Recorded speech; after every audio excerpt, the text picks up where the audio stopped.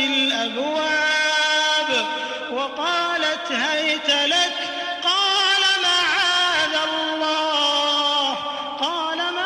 الله إنه ربي أحسن مثواي إنه لا يفلح الظالمون ولقد همت به وهم بها لولا أن رأى برهان ربه كذلك لنصرف عنه السوء والفحشاء إنه من عبادنا المخلصين واستبق الباب وقدت قميصه من دبر وألف يا سيدها لدى الباب قالت ما جزاء من أراد بأهلك سوءا إلا أن يسجن أو عذاب أليم. تو جس عورت کے گھر میں وہ رہتے تھے اس نے ان کو اپنی طرف مائل کرنا چاہا اور دروازے بند کر کے کہنے لگی یوسف جلدی آؤ. انہوں نے کہا کہ اللہ پناہ میں رکھے، وہ یعنی تمہارے میاں تو میرے آقا ہیں، انہوں نے مجھے اچھی طرح سے رکھا ہے، میں ایسا ظلم نہیں کر سکتا، بے شک ظالم لوگ فلاح نہیں پائیں گے. اور اس عورت نے ان کا قصد کیا اور انہوں نے اس کا قصد کیا. اگر وہ اپنے پروردگار کی نشانی نہ دیکھتے تو جو ہوتا ہوتا. یوں اس لیے کیا گیا کہ ہم ان سے برائی اور بے حیائی کو روک دیں، بے شک وہ ہمارے خالص بندوں میں سے تھے. اور دونوں دروازے کی طرف بھاگے، آگے یوسف پیچھے زلیخا، اور عورت نے ان کا کرتا پیچھے سے پکڑ کر جو کھینچا تو پھاڑ ڈالا، اور دونوں کو دروازے کے پاس عورت کا خامد مل گیا.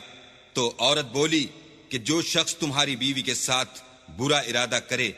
اس کے سوا کیا سزا ہے کہ یا تو قید کیا جائے یا دکھ کا عذاب دیا جائے. قال هي راودتني عن نفسي وشهد شاهد من أهلها إن كان قميصه قد من قبل فصدقت وهو من الكاذبين وإن كان قميصه قد من دبر فكذبت وهو من الصادقين فلما رأى قميصه قد من دبر قال إنه من كيدكن إن كيدكن عظيم يوسف أعرض عن هذا واستغفري لذنبك إنك كنت من الخاطئين. یوسف نے کہا اسی نے مجھ کو اپنی طرف مائل کرنا چاہا تھا. اس کے قبیلے میں سے ایک فیصلہ کرنے والے نے یہ فیصلہ کیا کہ اگر اس کا کرتا آگے سے پھٹا ہو تو یہ سچی اور یوسف جھوٹا ہے، اور اگر کرتا پیچھے سے پھٹا ہو تو یہ جھوٹی اور وہ سچا ہے. جب اس کا کرتا دیکھا تو پیچھے سے پھٹا تھا، تب اس نے زلیخا سے کہا کہ یہ تمہارا ہی فریب ہے، اور کچھ شک نہیں کہ تم عورتوں کے فریب بڑے بھاری ہوتے ہیں. یوسف اس بات کا خیال نہ کر، اور زلیخا تو اپنے گناہ کی بخشش مانگ، بے شک خطا تیری ہی ہے. وقال نسوة في المدينة امرأة العزيز تراود فتاها عن نفسه قد شغفها حبا إنا لنراها في ضلال مبين فلما سمعت بمكرهن أرسلت إليهن وأعتدت لهن متكئا وآتت كل واحدة منهن سكينا وقالت اخرج عليهن فلما رأينه أكبرنه وقطعن أيديهن وقلن حاش لله ما هذا بشرا إن هذا إلا ملك كريم. اور شہر میں عورتیں گفتگویں کرنے لگیں کہ عزیز کی بیوی اپنے غلام کو اپنی طرف مائل کرنا چاہتی ہے اور اس کی محبت اس کے دل میں گھر کر گئی ہے، ہم دیکھتی ہیں کہ وہ صریح گمراہی میں ہے. جب زلیخا نے ان عورتوں کی گفتگو جو حقیقت میں دیدار یوسف کے لیے ایک چال تھی سنی تو ان کے پاس دعوت کا پیغام بھیجا اور ان کے لیے ایک محفل مرتب کی اور پھل تراشنے کے لیے ہر ایک کو ایک ایک چھری دی اور یوسف سے کہا کہ ان کے سامنے باہر آؤ. جب عورتوں نے ان کو دیکھا تو ان کا رعب حسن ان پر ایسا چھا گیا کہ پھل تراشتے تراشتے اپنے ہاتھ کاٹ لیے اور بے ساختہ بول اٹھیں کہ سبحان اللہ، یہ حسن یہ آدمی نہیں کوئی بزرگ فرشتہ ہے۔ قالت فذلكن الذي لمتنني فيه ولقد راودته عن نفسه فاستعصم ولئن لم يفعل ما آمره ليسجنن وليكون من الصاغرين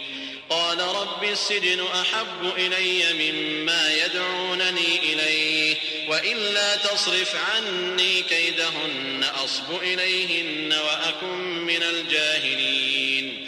فاستجاب له ربه فصرف عنه كيدهن إنه هو السميع العليم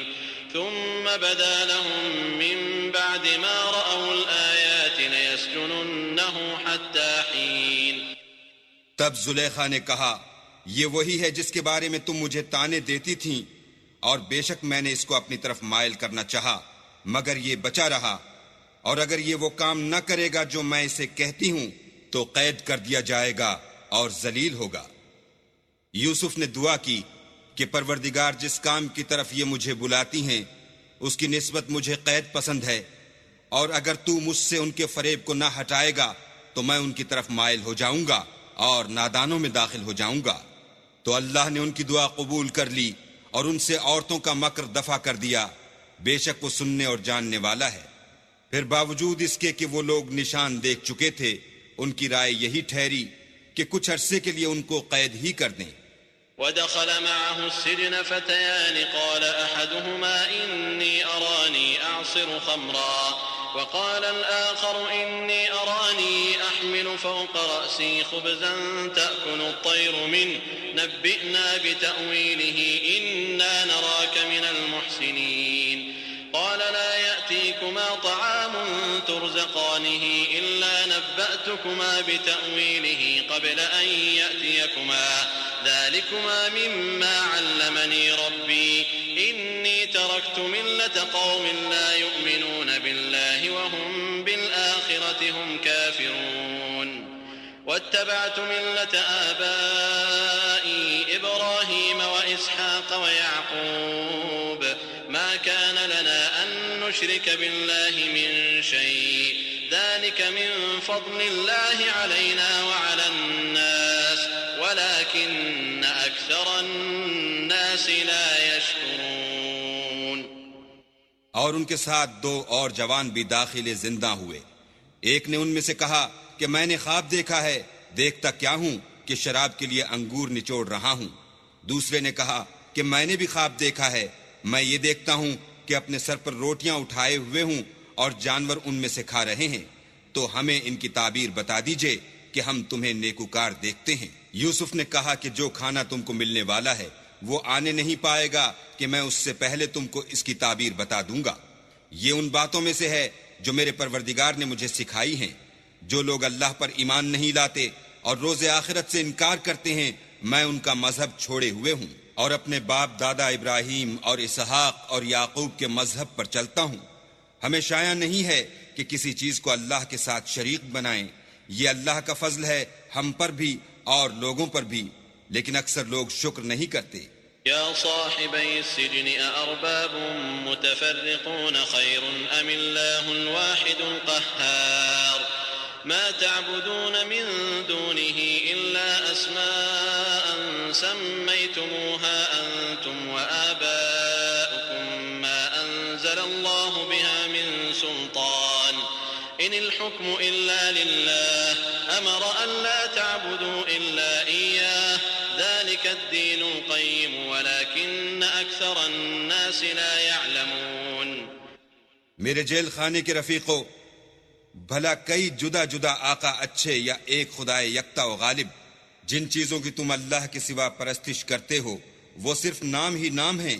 جو تم نے اور تمہارے باپ دادا نے رکھ لیے ہیں۔ اللہ نے ان کی کوئی سند نازل نہیں کی۔ سن رکھو کہ اللہ کے سوا کسی کی حکومت نہیں ہے۔ اس نے ارشاد فرمایا ہے کہ اس کے سوا کسی کی عبادت نہ کرو، یہی سیدھا دین ہے، لیکن اکثر لوگ نہیں جانتے۔ يا صاحبي السجن أما أحدكما فيسقي ربه خمرا وأما الآخر فيصلب فتأكل الطير من رأسه قضي الأمر الذي فيه تستفتيان وقال للذي ظن أنه ناج منه اذكرني عند ربك